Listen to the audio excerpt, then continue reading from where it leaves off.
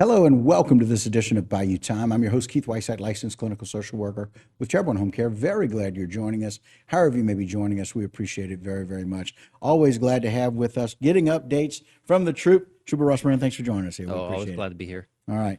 So, Trooper, one of those things, we talk about lots of stuff. We're going to be able to do that today, but sometimes we got to come on and talk about the difficult Yeah. times. Tell us a little bit about this fatal crash that took place over in Napoleonville. Yeah, so our most recent fatal that we had was August 1st, kind of around 11 o'clock. Troopers were called out to a three-vehicle crash on LA 308, just a little bit south of LA 1011 in the Napoleonville area in Assumption Parish. So our preliminary investigation revealed that there was a southbound vehicle, that a Jeep Wrangler, and that was being driven by a Kendall Dollar he was from the Arkansas area. He was Okay. traveling on the roadway. Reason still in their investigation, he crossed the center line, and he ended up sideswiping a vehicle that was traveling the opposite direction. It was a pickup pulling a camper, so he sideswiped that vehicle, and unfortunately, behind that pickup and camper, there was a Toyota Corolla that was being driven by 23-year-old Tia Gurrell from the Houma area, and her vehicle and that Jeep ended up colliding head on. And with the collision and stuff, she ended up suffering from fatal injuries and died at the scene. And the sad part about it, too, is that she was also pregnant at the time. So really kind of claimed two lives. Yeah. Right. And again, we always know that these are always under investigation. So just so I understand, the truck pulling the camper, and those very often is long. And Yeah. so you can't really see around a camper like that. And so as he crossed that center line coming the opposite way and struck that truck pulling the camper, that truck and camper probably veered off some, and then the Jeep Yeah. made contact with that Corolla. Yeah, traveling directly behind it. So kind of a whole lot happening in a short amount of time and distance. So the driver of the truck and camper, he was uninjured. Kendall Dollar, the driver of that Jeep across the center line, he had moderate injuries. He was actually flown out to a New Orleans area hospital via AirMed. Okay. And like we said, Miss Gorell, she ended up passing away at the scene. So everybody was properly restrained in this crash. We do not suspect impairment on the part of the truck pulling the camper, that driver there. He actually voluntarily submitted to a breath test, which showed zero alcohol detected. Okay. Now, as far as the other two go, the driver that crossed center line and the one who passed away, we're still waiting on toxicology results. We did do a standard blood draw in all fatal crashes Right. like that in this situation. So we are waiting for those results, and charges are pending based off those findings. Right, because, and again, that's that process. And I know that people always understand there is a process here that we have to follow, and we don't make any presumptions unless there are some things that you guys can pick up on at the scene Yeah. that kind of gives us more of that data. But toxicology reports make a difference with regards to what charges get placed. Correct. Right? You can go from, like, let's say, a negligent homicide to vehicular homicide. And the vehicular homicide charge means that the person who was at violation was under the influence of drugs or alcohol. So different charges come with different penalties and such. And as you said, it takes time. These are almost investigated like a homicide case, like a murder case. And that's the way that we view it as well. So it can take up to a month or even more just to figure out all the findings and stuff. By the time you get the toxicology results, plus also the crash investigation and different things that go along with it. Yeah, and it's really interesting. All of us that are on the road, we know how easy it is to get distracted. It's very possible. And that's why we talk about this so often. We talk about why you need to be restrained. We talk about why you need to make sure that you're getting, if you're going to have drinks, make sure somebody else is driving Yeah. you. We talk about those all the time for these very specific reasons, because there's already so many possible distractions just being on the roadway. Yeah, I mean, cars nowadays like a rolling computer now. The radio now is basically mirroring your phone, so you have that's a distraction. You have the cell phone itself that we all know about, but school's about to start back up, right? So now you're going to have kids in the car. That can be a distraction. So it's so important that whenever you're behind the wheel, that you're focusing at the task at hand is to pay attention out in front of you. And so limit those distractions inside the vehicle. And as you said, also impairment. A lot of people think just alcohol, but also drugs. And it's not just illegal drugs, it's also prescribed medication. That's right. You can most definitely get a DWI if you're found to be driving impaired off prescription medication. It's your responsibility as that medication user to know how it affects you and how your body responds to it. And so that's a conversation you need to have with your doctor and say, hey, should I be driving with this medication? And if you do start a new medication, maybe give it a few weeks or so to see how you respond to it before trying to drive. What a great point. And that's one of those things. In fact, I had a long discussion with one of the patients through home health just yesterday. She had this new medicine. She's like, well, Keith, I would go in and taking care of this. And as a social worker, I'm taking care of some things for her. I had to do it because she's got a new medication that makes her drowsy. Yeah, exactly. And she was not going to drive until her body adjusted or she could talk to her doctor again about that. And so, perfect point about that. And I'm glad to know that, if you have a medication that can make you drowsy, can make you sleepy, or can make you whatever it may be, or if it's unsafe to drive a vehicle while taking that medication, you can be held accountable for that. Yeah, exactly. And even, I know we're talking about kind of prescribed medication, but talking about drowsy, let's say you take Benadryl or something, you got allergies. Same exact thing. The main thing is that if you feel different, you're going to drive differently, right? So just keep that simple thing in mind, is that whether you do anything, right? Even nicotine, right? Nicotine's actually considered a stimulant. So you have somebody who's not really used to taking high doses of nicotine, they would get that buzz, right? They get that energy inside of them. Again, that can cause impairment also. So we don't really care in a sense what causes the impairment. We just look to see if you're safe to be able to operate that vehicle whenever we do look for impairment. Right. And again, this comes up with regards to the discussion about the fatal accident that took place in Napoleonville shortly after 11 a.m. as brought to us by Trooper Ross Brennan with Troop C State Police and Miss the lady that passed away, 23-year-old Tia Gorell of Houma, and her unborn child were both killed in that accident. So our thoughts and prayers with that family as well. Just like we need to pay attention to the fact that schools start. And we really need to be, it's something we talk about every year, but right now the heat is so bad and we're all thinking about how to try and stay cool and adjust those ACs. We got to be careful about the kids in the car and the kids that are about to get back into school. Yeah, most definitely. It's that time of the year again. So your routine's going to be changing up a little bit. You're going to have to be experiencing traffic now because school buses are going to be running. So we just want to remind everybody with this upcoming school year, just kind of keep in mind three things, right? School zones, school buses, and also child seat safety, transporting these children to school. So when it comes to these school zones, definitely be mindful of their times that they're being put on, and also the speed limit as well. In addition, also crossing guards too. You're going to have potential more pedestrian traffic, more traffic being dropping off kids, leaving the parking lot. So a lot of stuff can happen. So definitely, if you're going to these school zones, please slow down to those speed limits. Pay attention because you want to be able to respond and react if there's a hazard in front of you. Also with these school zones that most people don't realize is that some of them have what's called a hands-free zone signage. And you'll see that right there. So what that means is that as you're going through that school zone, you cannot even be talking on the cell phone, right? So in addition to texting and using social media and stuff like that, we want you so focused and pay attention that you're not even being distracted by a phone conversation on the phone. So if you are going through one of those school zones, and if you see that, definitely keep in mind that, hey, I need full attention on what's going on in this area right here. And look at buses being out, we've got a lot of new bus drivers too. That's true. It's one of the things that they've had a lot of staffing issues, and they've fortunately made some changes to attract new people to come and be bus drivers. Just like we want to, a little later, we'll talk about attracting new people to become state troopers, but they've been able to do that, but they've got a lot of new people. So this is a lot of new information. And those that they don't have people that are hired are running two routes sometimes. And they're kind of in a hurry coming and going. We need to be aware of them and what they need. Most definitely. So you're coming up on the school bus. If they have those arms coming out, right, those red flash and stop signs, definitely make sure that you're stopping. You want to stop at least 30 feet away from the bus, no closer than that. We get a lot of questions, too, of when should I stop for a school bus? So we have some graphics I'll try to show you to kind of explain what's happening. So, of course, if you got a two-lane road, like 308, LA1, right, if you got a school bus coming at you, all traffic has to stop around that school. That's pretty given, right? But let's say you have a three-lane. Let's say you have two lanes with a center turn lane. Some people want to know, well, do I stop? And then there's that center turn lane. Yes, in that situation there, all traffic, again, must stop for that school bus. Well, because we may have kids on either side of the road. That's the reason why that bus is stopped. They're letting kids off, and they could be on either side of that roadway. Exactly.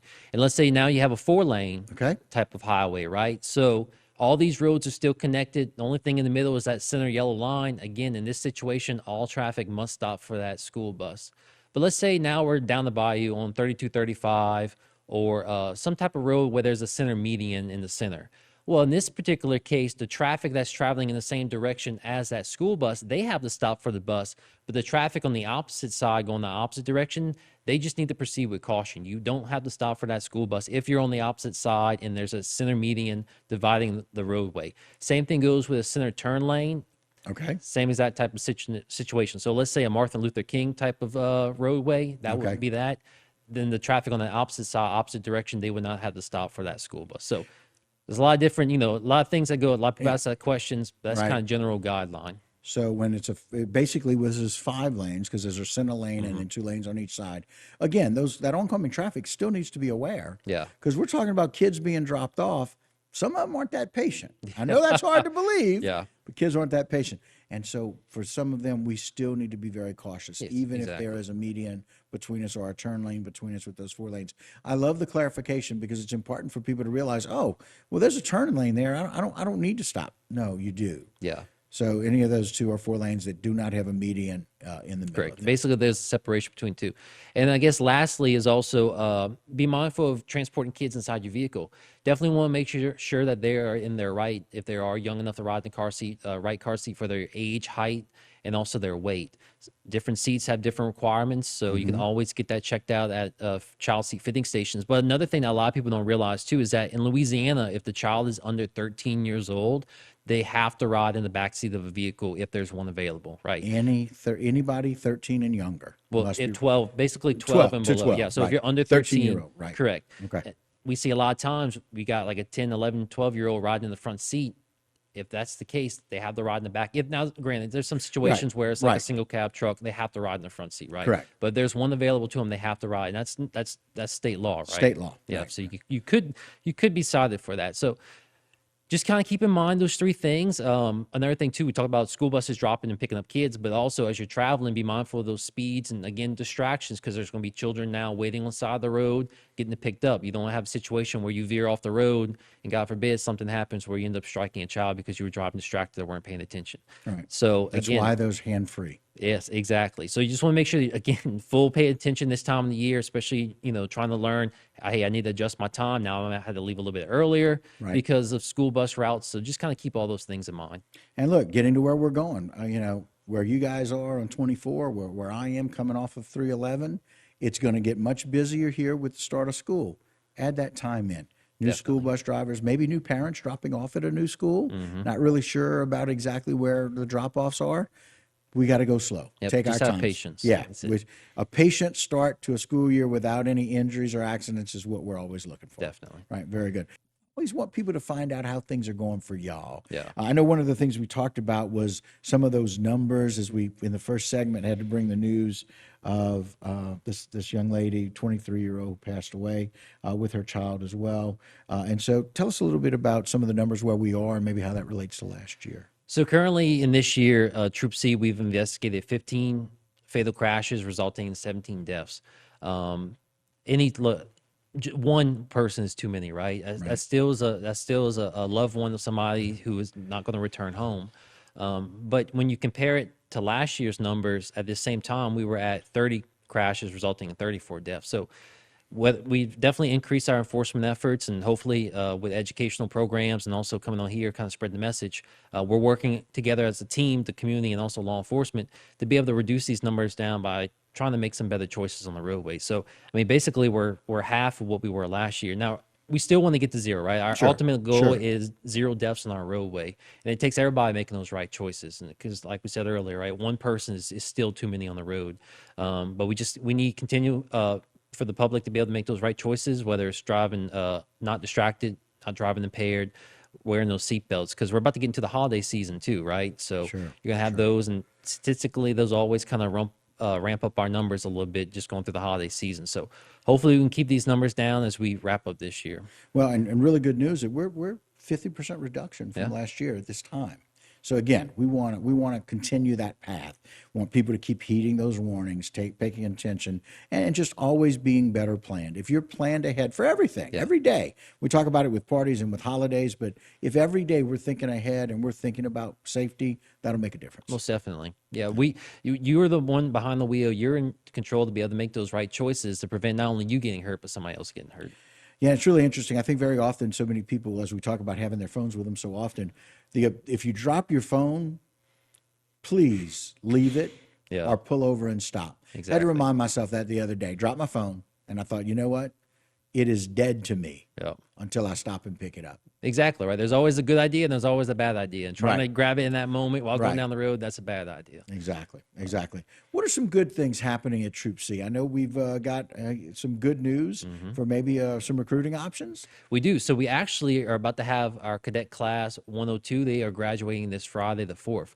So that's definitely great. We're going to have some new troopers out on the roadway. Troop C is getting 2 out of that class. Oh, And great. they're going to be starting the following Monday. So we're going to have 2 new people. Hopefully, be able to get y'all over there to interview them. So there'll be a great asset to the team, definitely. But talking about recruiting, so we're talking about maybe having a cadet class starting up in May of next year. So Okay. we've already closed the applications for 103, which is supposed to be starting in September 24th of this year. But if you are considering about joining state police, just keep in mind that possibly in May of next year that we're going to be having cadet class 104 start up. And good news is that we actually raised our starting pay up a little bit. So we went from about $52,000 up now starting pay of $56,000. And that's even while you're in the academy. So don't worry about, well, if I'm in the academy, am I going to get paid? Right. That's in the academy. And on top of that, we have a 3% yearly bonus too. So your increase, Congratulations. yeah, your That's your pay awesome. rate increases 3% every year from there. Wow. Well, congratulations. It's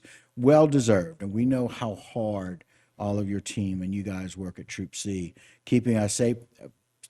Simple case in point, we've reduced by 50% the fatalities from last year to this point, which means you guys are doing a great job out there. And people are listening to the messaging that you guys send out all the time here and in other areas and other things. So good news. Go ahead. And in a lot of our crashes too are statistically shown that most of our fatal crashes are caused by impaired drivers.